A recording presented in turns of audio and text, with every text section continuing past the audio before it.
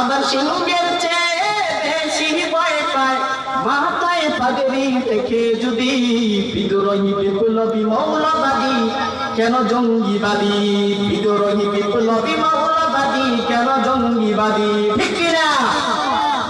অতএব এই জমিন মুসলমানদের জমি।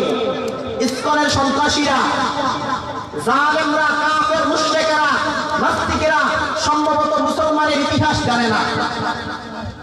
যে রাসূল 313 জন সাহাবায়ে কেরামকে নিয়ে বদরের ময়দানে বিজয় ছিনিয়ে এনেছেন, আমরা হচ্ছে ওই রাসূলের উম্মত।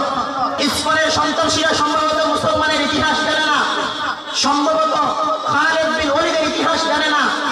অতএব মুসলমান ইসলামের জন্য, কোরআনের জন্য, ইসলামকে প্রতিষ্ঠিত করার জন্য এই জমিনের মধ্যে মুসলমান জীবন দিতে পারে, তাদের রক্ত বিলীন করে দিতে পারে, স্ত্রী সন্তানের মায়া ছাড়তে পারে।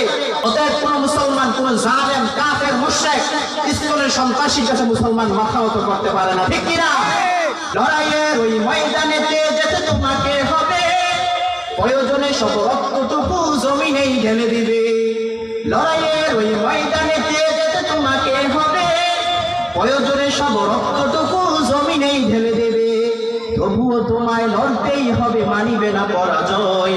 তবুও তোমায় লড়তেই হবে, মানিবে না পরাজয়।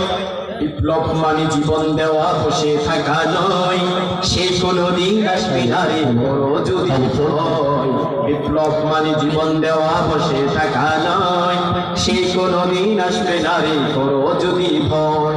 আসবে বিজয়, রক্ত আর জীবনের বিনিময়।